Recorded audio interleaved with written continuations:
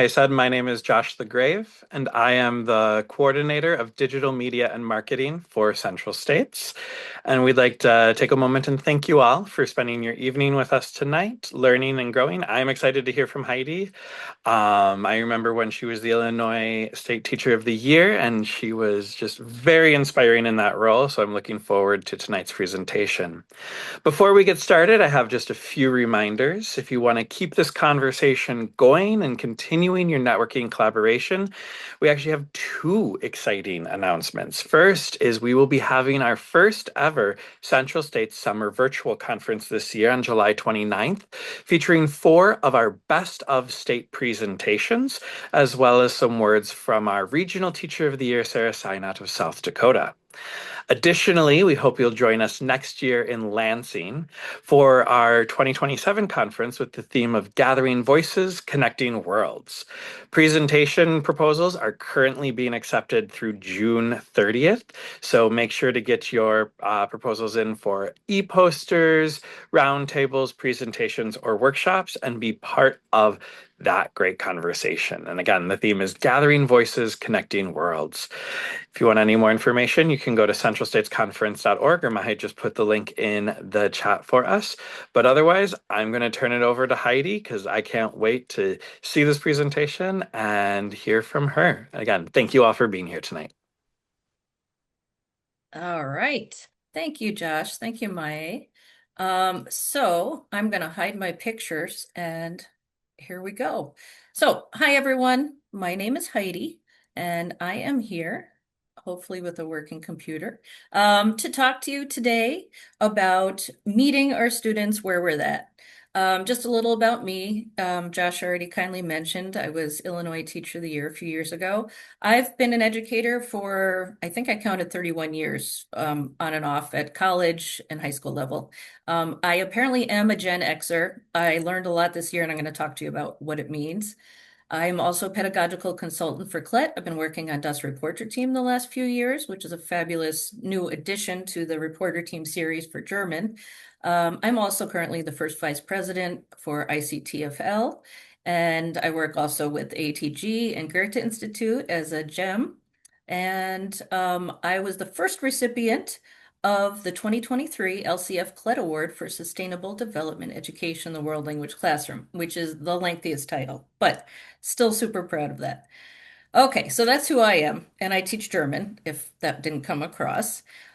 Today, we're going to talk about, first of all, what are these titles, Gen X and Gen Z, and why does it matter to us as educators? We will then talk about belief and belonging, immediate feedback, AI, and relevance. And then I'm going to give you some tips on how to gamify your worksheets if you don't know where to start. Got some really easy strategies. And then a reflection, both for you and for me, on what I'm going to do. So as you can see in the Gen X and Gen Z image here that I made with Canva, I'm on the left. I grew up in the 80s with a high school in the 80s with well, we didn't actually have a computer, so it's a little false. But the Walkman and the corded phone.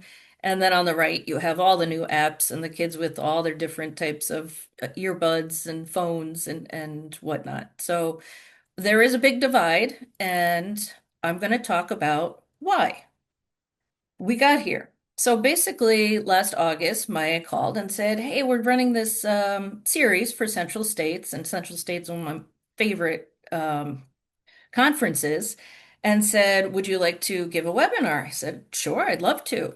And so we talked about ideas. I said, I really want to dig into why students have been changing, right? I'm putting the blame on the change or on the students intentionally. I'm going to get to that. And how come I'm not reaching them as much as I am? So we came up with, well, Gen X versus Gen Z.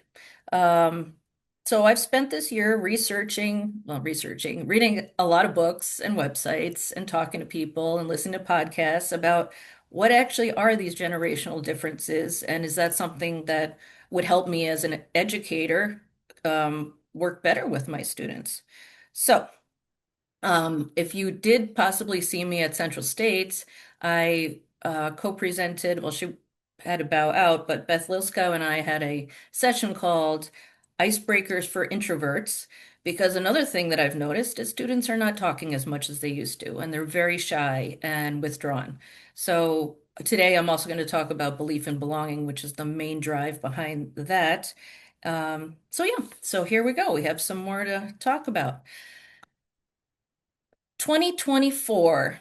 I can't see you, but raise your hand if you were at Central States 2024. They have the best slogan, Reclaim Your Joy. And that was post-pandemic, and I wanted to reclaim my joy because since the pandemic, I've been struggling, to be honest. Like I, for decades, have woken up excited to go to school, just excited to be with my students. It was not a job, so to speak. And then, we hit the pandemic and post, and we're all trying to like get back, but kids are changed, and that's okay. But I guess I haven't been meeting them, so I'm really struggling. This year I've had a great year because I did a lot of deep reflection and changing, and I have great students too. So my question for you, when was the last time you laughed with your students? And when was the last time you actually wanted to be there? Okay. And so that's what I'm getting at is how can we re-engage students who are kind of checked out with education at the moment? So here we go on my laments for the last 5 years. Maybe these resonate with you. Maybe you're an older veteran teacher like myself. Maybe you're brand new and you're on the other side. Okay. And kudos to you because we're going to have a lot of time at the end, hopefully, to discuss and give me also feedback. But here are the laments. And if you were at any conference this year, I guarantee you saw this goldfish uh, analogy that goldfish, I believe, are have the attention span of 8 seconds, and a current teen has a 9 second attention span. I would like to clarify this is an urban myth, even though it's been brought up everywhere, but it feels like our students have no attention span anymore, right? I mean, or at least that's how I feel. So, one of the things that came up is no grit. A lot of my colleagues are like, oh my gosh, these kids can't do anything. They can't just follow through and pay attention. So, the goldfish attention span. I don't know about you, but I tell my students what to take out in the passing period. Take out your materials, get ready, take out your Chromebook, and nobody has anything out. They just sit there waiting for me to start. Work refusal. I never encountered this for years. I used to coach, instructional coach, and people would say, well, I have a kid who won't pick up his pencil and refuses to engage. And I really didn't have an answer to that. Well, I had my first work refuser last year, and it was awful. Um, Text, reading a verse, that's like a big one. I know a big change is in English. A lot of people are just reading excerpts instead of an entire text. And um, I do have students, of course, who bring in novels, and it's not totally dead, but it's definitely different than it used to be. Chronic absenteeism, I don't even want to get into. It's terrible. And this one is very often in our department, excessive bathroom breaks. I don't know about you, but we have kids that just last year I had one class, I think 10 kids left at the same time, and I said, oh boy, nobody wants to do this activity. So that was a clue to myself. Okay, so what does this mean? Well, like I said, I started listening to podcasts, and what does it mean to be Gen X? What does it mean to be Gen Z? Do they mean anything? Are they just titles? And here's what I came up with. I shifted my lens saying, hey, they're lazy, there's no follow through, to oh, look at that. It's not that they don't have grit, they have self-preservation. Whereas I, a Gen Xer, I work weekends, I work at night, I have no boundaries, and I will tell you that straight out. Well, this generation, they're really good at protecting their mental health and what's good for them. So they have boundaries. Okay, that's a positive. Low attention span. Well, it's not that they have low attention. They do actually can focus for up to 30 minutes, according to research. High efficiency filters, because they are constantly filtering so much information, they are so used to moving faster and changing directive more often. They are not text averse, I found out. They thrive with multimodal literacy. So they love short reels, as we know, and short texts and videos and visuals and everything bound together. Okay. It's not that they're unprepared, they have boundaried learning. And I took this from a variety of sources I have at the end of um, the program here. Absenteeism, that is also known as flexible autonomy. And so I started thinking about this. Well, I know a lot of my friends who are not educators who are sitting at home making large sums of money while working in their pajamas and eating whatever they want at any time of day because they're at home.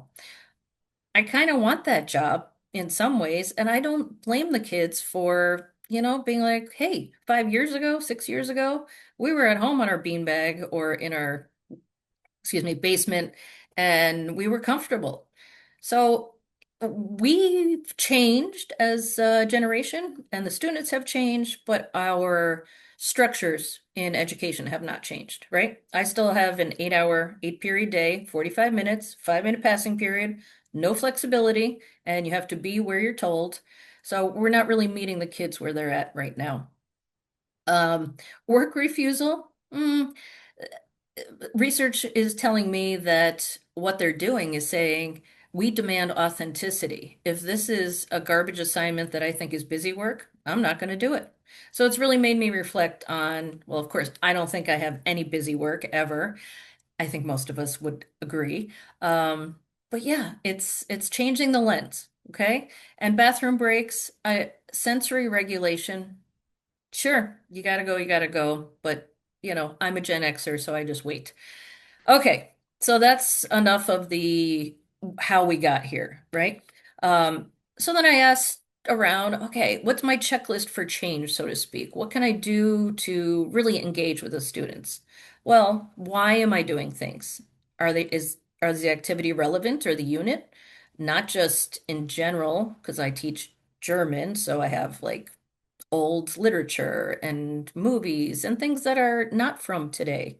Um, so not as much busy work we talked about. Am I catching them by the delivery? Do I catch them when they come in with a hook? This is not new educational pedagogy, right? We've been told that for years. You got to hook them when you get in. You got to scaffold. You have to chunk. You have to make sure that they feel like they want to be part of the class. Um, are you giving brain breaks and gamifying and making it a more relaxed atmosphere? And I like this, reframing the question, what's the barrier to people wanting to do things to, or reframing it to that from what's the penalty if this kid doesn't do the assignment, right? And I think that's interesting mindset switch. Feedback. Students really want feedback, but they want it now and they want it more often and shorter. And we talked about student choice definitely and multimodals. Here we go. Look at this text. This is from the original Brothers Grimm story, Rapunzel. This is a lot of text, and this is directly taken from something that I normally teach. It's the start of a story. Kids get this, and I'm really proud. I was able to, a few years ago, put in numbers and number my paragraphs. I thought that was very high tech. So I could say, pick out the quote from paragraph two. And I realized I have kids that, can't read this much text and they could, but they're going to need a lot more scaffolding. So I started thinking around, hmm, how can I make a 200-year-old text engaging, relevant, and approachable to everyone, not just my high flyers? And so what I decided was this year, I'm going to tweak a third year German fairy tale unit. All my examples are going to be in English. Um, and I intentionally said tweak. I teach German 1, 2, 3, 4, and I have an English language learner course. So I'm pretty busy and I don't have time to rewrite everything curriculum as I go, but I do tweak things as I go. So the first thing I want to talk about is belief and belonging, how to start class and make students want to learn because research shows that you need to do this. This is like your number one baseline. If the kids feel comfortable, then they are going to work with you. So I don't know if you're familiar with Zaretta Hammond, Culturally Responsive Teaching in the Brain. We've used her book in our school for a couple years. It is important that we use icebreakers or warm-ups to lower the drawbridge to the student's prefrontal cortex. If we don't build a culture of care, as Hammond talks about, the brain stays locked, right? Now we're teaching world language. Kids are scared to talk to each other in the first place, and then we want them to go the extra step and do it in a foreign language where they're not quite sure of what they're doing or what they're saying or hearing. And so what we really have to do is build community and lower the affective filter. Sounds easier said than done, as we know. Students hate icebreakers, and I acknowledge that in the session I did at Central States. But if you create community, there's many of ways to do it. That I'm really good at, and you get through to the students. So the bottom line, students will not speak a new language until they feel safe in their current environment. Okay, that may be the most important slide actually today. So, what I have here about 5 or 6 examples of what I do to start the class. Now, let me backtrack for a moment. I know Hammond said you want to make students feel safe. So, one little caveat, this one I was looking at earlier, is something I've been doing on and off for 20 years and probably does not qualify as making students feel safe because I am putting them on the spot and quizzing them only so that they can get entrance into the classroom. So I call it a door quiz, and I don't use it every day, but sparingly. So for this unit, we have a lot of fairy tales with what do you call it? Not lyrics, sentences that are iconic. For instance, Rapunzel, Rapunzel, lass mir dein Haar herunter. So every child learns these when they're reading the fairy tales. So I said, all right, I'm going to help them memorize by saying they have to learn a new one every day when they come in. So I taught it to them during class, and it helps them kind of learn the text and gain familiarity. I sent them, I have a big R here for remind, um, because I said, you know what? They're not going to remember, and they're not going to look through Google Classroom to see how things work.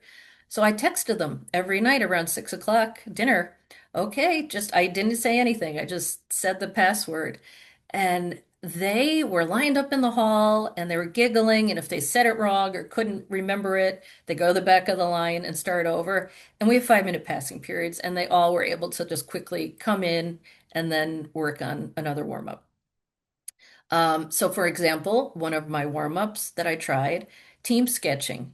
Now, I love also getting my students up and moving every single day. Any webinar, any PD, I will tell you, you got to get the kids up every single day.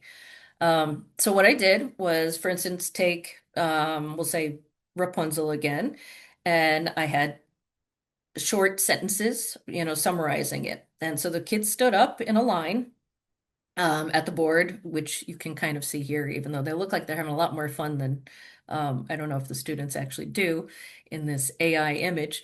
So they line up, the first one has the marker, and I read a short sentence, Rapunzel, I whatever. I'm not thinking on the spot here. What they have to do is they have 10 seconds to sketch and then raise both hands to signal that they're done. Okay, just a quick sketch, doesn't matter how pretty it is. And then we're looking around. There's 20 kids in the room, so we had 5 different groups. So I'm looking, they're laughing, I'm laughing because some kids had crazy ideas if they didn't understand it. And then they passed the marker.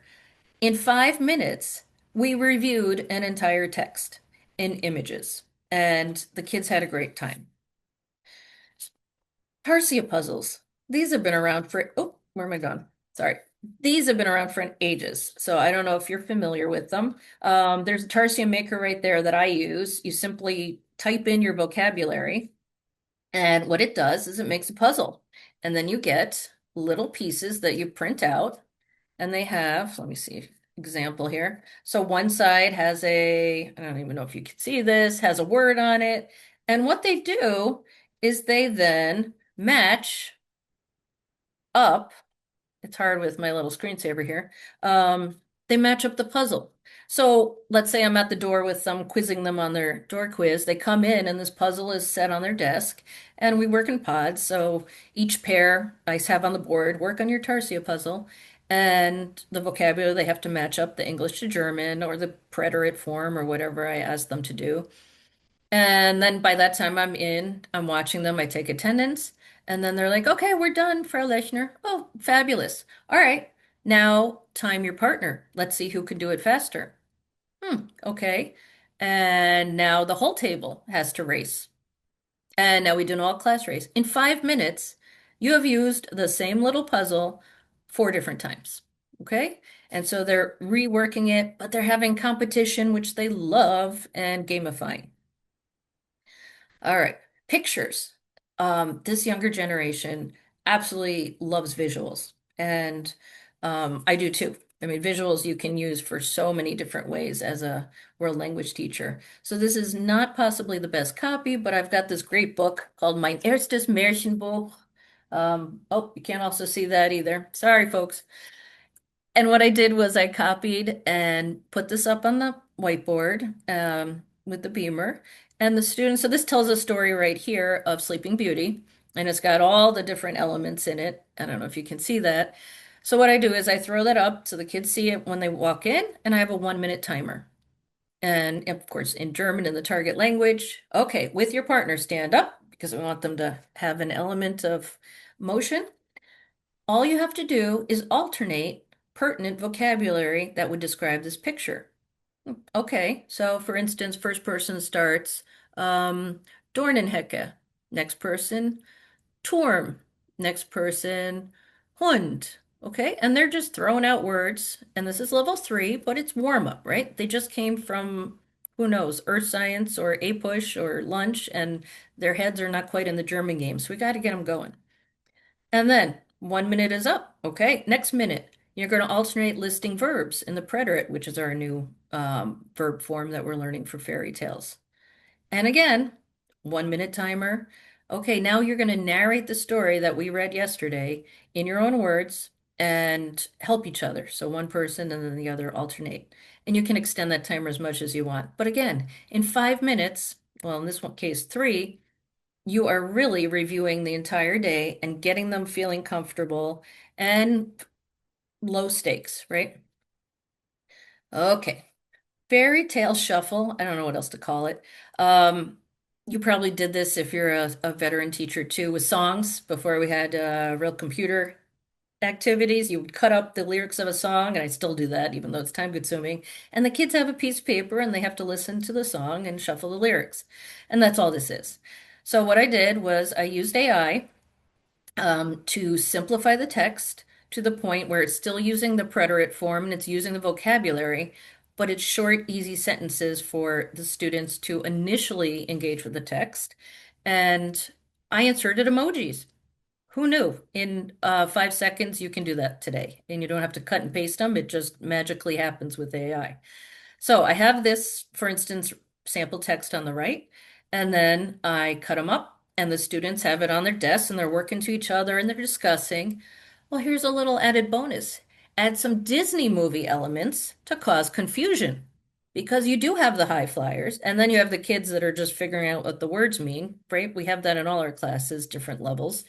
Um, and then a few days later, after we learned a few stories, I tried this one. I handed out 2 stories. I think I used 2 or 3. And students had to rearrange themselves at the start of class physically from the door is the start and the window is the end of the story. And they only had 2 minutes to talk to each other, read, rearrange, and yeah, quick review. This one I've been doing for years, so I brought it back because it's been successful. And we have a lot of kids' um, songs that tell this tale of the fairy tale. And so this one is Dornröschen, which is Sleeping Beauty. And there's a lot of Bewegungslieder for the German teachers out there, which has kindergarten, where you have matching TPR sort of activities that you would do actions to the song. So I printed this one out, and the kids had to figure out and read in German, the interpretive reading skills, to figure out what the actions were. They practice in small groups. They hear the song. They can also create their own if you don't have that. And then they enact it. Well, I'm teaching juniors right now, and I had a football player play Sleeping Beauty and another basketball player. So these are giant 6'2" tall boys playing the Prince, and it was just we giggled because they were falling on the floor to show they were sleeping, and we danced around them, and the kids had so much fun. And they, as I wrote here, they unwittingly memorized the storyline, vocab, and predator verb forms before we even began reading. Okay, so my next section that I found out is immediate feedback. Well, I found this out on my own, but also research is telling us students want immediate, right? Think of anything you do in your life these days. It is immediate. You don't have to wait anymore. Um, my daughter, I've two daughters, teenagers, so I have my own Gen Zers, excuse me, at home. Um, but I have a daughter in college, and she has started writing letters to some friends from high school.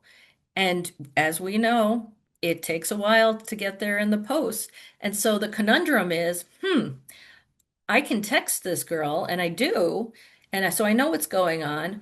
So do I respond before my letter gets there via text, or do I just wait to address things? She's never experienced this. Her friends have never experienced having to wait for a letter. I sure did back in high school. Um, anyway, immediacy, relevance. Okay, we have it right there in front of us. The ACTFL World Readiness Standards for Learning Languages is built in automatically. So we have a way to talk about world readiness standards and I can statements, and we should be using them. So, first of all, long-term language relevance. It's not a secret. We're having an issue with world languages today. We're being closed and shuttered programs around the country, both at the higher ed level and newly, I heard last week, Syracuse is shuttering its Italian program, if I'm correct. Um, Whatever. It's not a good thing. So here we go. We're all trying to be relevant. We're trying to advocate for ourselves. And so I put it in terms of long-term language relevance and short-term. Well, the long term, we know. You got the Seal of Biliteracy kids, you can get college credits, or the Global Seal of Biliteracy. I offer dual credit these days for German 3 and German 4. They're actually intermediate college classes, and the kids can graduate with 8 college credits. I switched over from AP 5 years ago. AP or IB, I forgot the IB, Josh, sorry. Um, However, are these things really relevant to the student in your German 1 or German 2 or Spanish 1 or 2 class? They're on a day-to-day basis with you trying to get through your door quiz and ask to go to the bathroom in the target language. They're not really thinking of how many credits am I going to get at the end of this. So I consider these more of like a parent relevance because they see the big picture. But we really need to talk to kids about immediate relevance. Okay. So keeping in mind, we're reading 200-year-old stories. Granted, they may be familiar with some from Disney, but they're still old stories, and they're very different than Disney if you're unaware.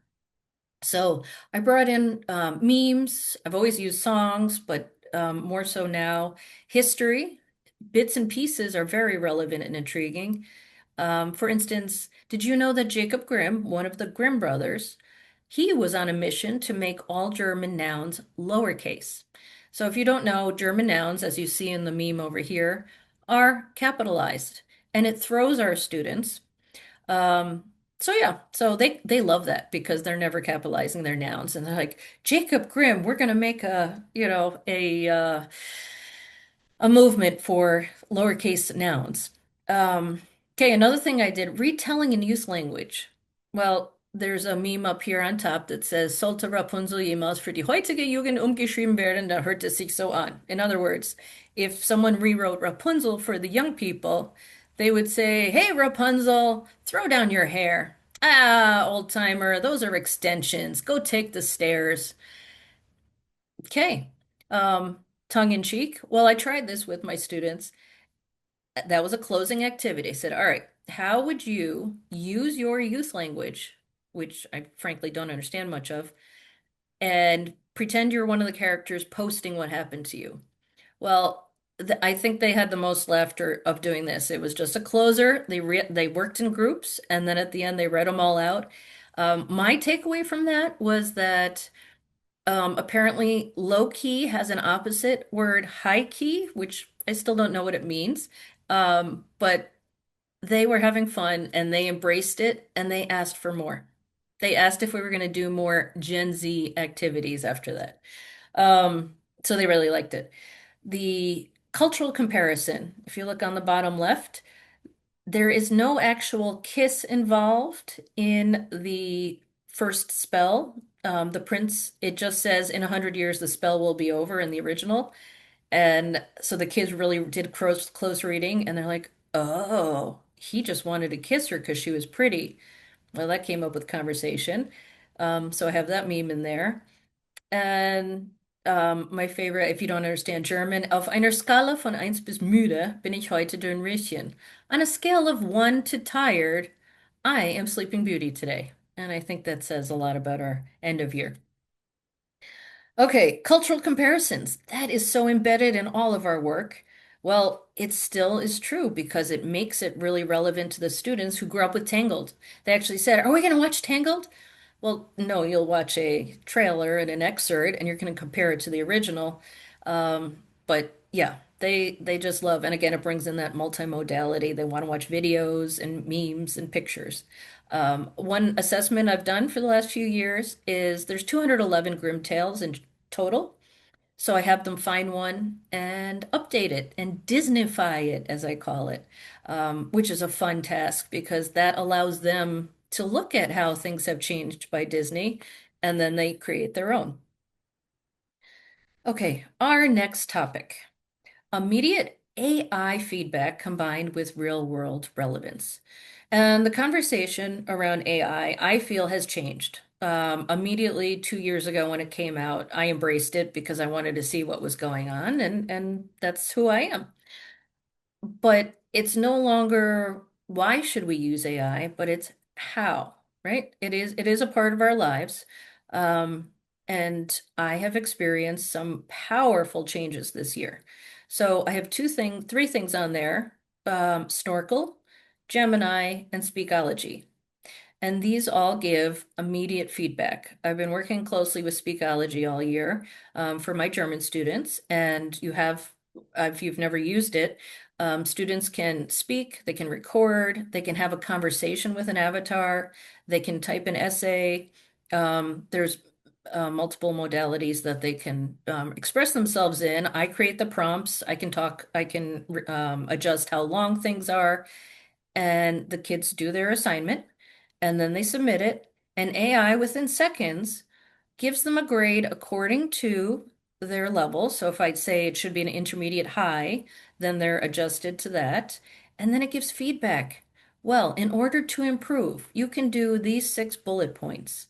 And to me, that's really powerful because when we're doing interpersonal speakings, it takes me 2 days live to get through, right, all my classes, listening and giving feedback. This can happen in within minutes. Snorkel is very similar. I haven't used it. They're rolling out German explicitly, but I know a lot of Spanish teachers have been using it for feedback. Gemini, we're a Google product school. So Gemini has really come around. It interfaces with my Google Drive and all of my everything I do. And it's safe because it does not send it back out into the internet to reteach AI or whatever the word is. What I've done is I've taught the students, okay, let's use it wisely because I'm one teacher and there's 20 of you or 30 or whatever I have in my class. So let's say we'll write a paragraph. Okay, now use this prompt. Correct only spelling and grammar. Do not change words or vocabulary or tone or something to that effect. What happens is it gives the kids, again, immediately, a corrected version and an explanation. You did not have your verb in the right place. You did not conjugate verb subject agreement. I mean, you name it. And the kids listen and they look at it, and I come around and I'm like, oh, yeah, that's what I keep telling you. And they're like, oh, is that what that means? And so we can have these conversations and they can get feedback in seconds. So that's the start, right? That's formative. That's how are they doing? What are they striving for? Correcting their own work. And then we bring it to a real world relevance. For the last 5, 6 years, I've been using, first I started with Boomerang and a similar product, Talk Abroad, the last few years, where I have a budget and students, the school pays for this. It's mostly used at the college level, as far as I know. But students have a 15-minute conversation with a native speaker 4 to 6 times a year, and it's based on a topic that I give, which is usually coincides directly with our interpersonal speaking task. And so the kids are talking live in class on their Chromebooks with headsets, and at a time that they, a week or two, we make an appointment, and then it gets recorded. And the kids can then listen back, and I give them different tasks to listen for, and they can critique and they can listen themselves. I can hear it, it's stored. It's great for artifacts and going back to at the end of the year and looking at progress and growth. It's phenomenal. Okay. And if you're teaching German, it's difficult to find a plethora of German native speakers. So that's why I use it. All right. Last section, gamifying your worksheets. So, like I said, I wanted to tweak things. I didn't want to rework the entire unit. That's summer curriculum or in the future. So, here's some ideas. If you already have the questions and answer sheets, and you might have to adjust it a little into a different, I'll show you into a different format, but basically, you're cutting pieces of paper. Here we go. Task cards. I love task cards. I have been using these also for years. You take a Google Slide template where you just make 6 boxes, and you can use any font you want, and you cut and paste your questions onto these, cut them apart, hang them in the hallway, tape them up. I'm always having kids walking outside the principal's office and doing gallery walks and reading and working with each other. And they go on a field trip. I'm like, we're going on a field trip today. And they think it's the coolest thing because they're literally just leaving the room to go 20 feet down the hall, but it feels like a whole different world. You can give them, I give them clipboards. Sometimes they have to write. Otherwise, they're just talking about it. I'm like, today's a talking day. Interact with your partner. Make sure you each respond in German. And I'm walking around talking at the same time. I do say no more than 2 students working on a question. Otherwise, it gets back up and a lot of more giggling. All right. Take those questions and literally divide them into strips. And I don't know if you're like me, I still have my Easter eggs out in, I haven't put them in the basement yet. Plastic Easter eggs. Um, they're not necessarily religious. You can use them any time of year. You cut up comprehension questions, roll it up, and put it right in the egg. And then you hide the eggs or you just distribute around the room. And the students have then a sheet of paper where they have to go, they can only get 1 egg at a time with their partner or in a small group. They have to answer the question according to the text, because again, this is just deep dive into a text, right? But it makes it fun. Like, how are they getting these questions? Um, the rules that I've come up with over time, in case you try this, 1 egg per pair at a time. You can't hoard the eggs. No throwing eggs. That seems logical, but yet it's not. Put back exactly as you found it, where you found it, or they will just throw it in a mess. And you can make this like a race and say, we're only doing this for 15 minutes. Whoever has the most correct answers wins the imaginary game. It's whatever you want to do with it. Um, this one I haven't tried yet. Total honesty, I just read about it a few days ago. The amazing Carrie Toth from Somewhere to Share in Illinois, she's one of my colleagues in ICTFL, posted this, and I'm just dying to use it. So I'm working on it because I used Canva. I started, so this is just clipped, the little pull-offs, like you would say, I'm selling a car, call me. Well, Her idea was it's a modified running dictation. You just print the questions on I'm sorry, the answers onto the pull-off, and you have a list of questions. So one kid goes to the hall, grabs a random pull-off, comes back, and the group has to try to find where it is and either glue it down or write the answer. Um, and then you have to pay attention to make sure you didn't already use this one. That's the trick. So they're doing a little reading while they're in the hall. Um, anyway, you can check her website out for more examples of and directions. But I'm going to use this next week for a pre and post strategy because, of course, it doesn't hurt to go over things again and again. All right, text evidence puzzle.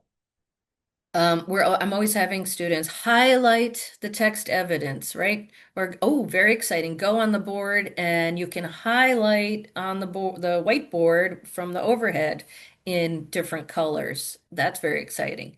Well, even better, how about we cut up the question, the text, and the answer, because this is what I do for an assessment, but let's practice it. So if I show them how it's done, they're going to do better on the assessment.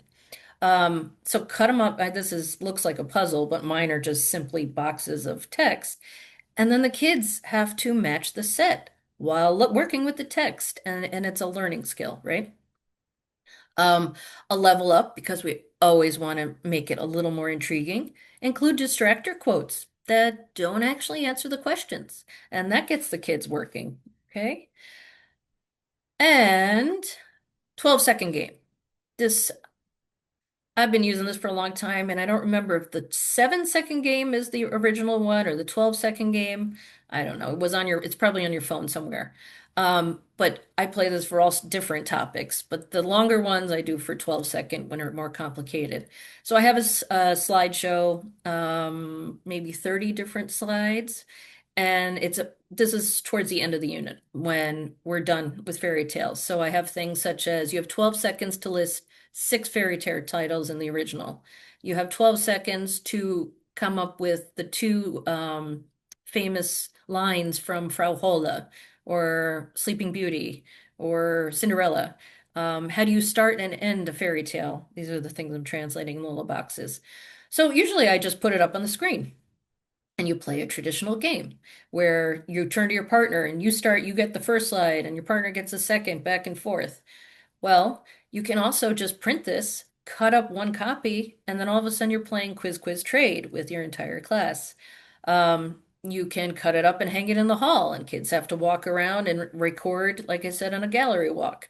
You can also just use buzzers or slap the table or marker game with a partner. Anyway, one activity, there you go. There's 4 or 5 ways to use it. Now, we're getting to the end. I hope I haven't been speaking too quickly. There's a lot I've been learning this year and working on. Reflection. It is a work in progress.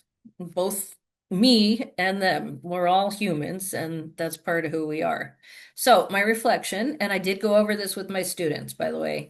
Full transparency, they knew that I was doing this project. They know that I tend to try things that don't always work, and they're very good at giving feedback because I welcome feedback in my class.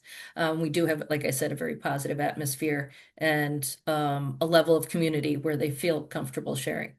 Well, I have never laughed so hard, I'd say in the last 5 years in the classroom as I did with this unit, because when I think about the boy kissing the top of another boy's head when he was playing Sleeping Beauty on the floor, they're friends, and we were dancing and clapping, and kids didn't know what was going on, and they were giggling. I mean, it made my heart sing. Reading the text. Eventually, by the way, the whole point is they did read what I wanted them to, right? We got to the actual curriculum. I just changed up the modus a little. I scaffolded a little more. I made it a little more interactive. Um, and they achieved it, right? So it was a slower pace because I did a lot more pre-reading and checks, and we only read half the stories. But the kids were shocked when I told them that. They're like, "Really?" But it seemed like that was the appropriate timing. I said, well, good. They were engaged. It was not just half the class, all the kids were engaged and successful. Um, what I did at the end was for a summative, I said, I want to judge how well you can read the original. So that was the reading assessment interpretive that I gave them for two of the fairy tales. And student choice, they were allowed to choose which of the ones they wanted to read. And it was hard because I made it at the super high B1, which is like intermediate high level. Um, so it was a struggle, but the kids were really happy with their progress. I got to tell you, it was like my assistant because I've been working with it. I know how to do it quickly, but I differentiated text to introduce the text, and then we eventually got into the traditional original. I told you inserting emojis. I used to cut and paste from that little emoji site. This was instantaneous. One of them I created a fairy tale theater. So I asked Gemini to help me take the original and break it down into six different parts with actions. So the kids had in their small groups, they went in the hall in different places and they had to each learn, not memorize, but understand their parts, understand what their body movements were. And then we came back and they did it as an entire class with, three kings and three princes and three princesses. Lots of giggling, lots of giggling. It was terrible. Like reading aloud together was terrible and we laughed so hard. Um, but I was able to create higher level questions that I could tweak and reuse. I have the most ridiculous long vocabulary list because I'm rambling 9 weeks unit. Well, I was able to streamline with AI and it really helped my life. So it was a success. Now, my goals for next school year that I are tangible are not rewriting the wheel, or whatever the phrase is, not redoing everything I do, but being very mindful that I do create the community, that I do make sure that I can't don't just jump into teaching, but I have something ready to make them feel comfortable and get back in, and give them student choice, and give them more of what they want these days. My big one, I used to do a ton of goal setting based on I can statements and reflections and peer feedback. And this year it kind of fell by the wayside. Well, I realized they need to have the goals. Otherwise, they're like, oh, my grade is 93 or my grade is 73. Is that good or bad? Well, I never talk, I always use, are you exceeding the, or meeting or approaching? So I'm going to bring those back and somehow make it maybe a portfolio or online element that's more Gen Z, so to speak. And then finally, how can I better incorporate multimodal modal literacy? I even just did that this week on the fly. I have German 1 doing a Munich pretend trip to Munich because that's the city unit we're in. Um, I said, all right, go get your phones and try to find or do find how to change your keyboard and add a German keyboard. Oh, I know how to do that. Okay, so I did that. All right, now open Instagram and here's your list of places that we're learning about in Munich. Go look at them. Have fun. Share with your neighbor things you find. They ended up, I changed the whole project instead of Ed Puzzles and Rick Steves. Love Rick Steves, but he's not really working with this new generation with the Ed Puzzles. Um, they have been totally immersed, finding things out about Munich, and are currently just I'm flabbergasted at how much fun they're having. So I'm changing too. And here's a list when you get the slides of all the different things that I used and read this year. And I think we're up to time. So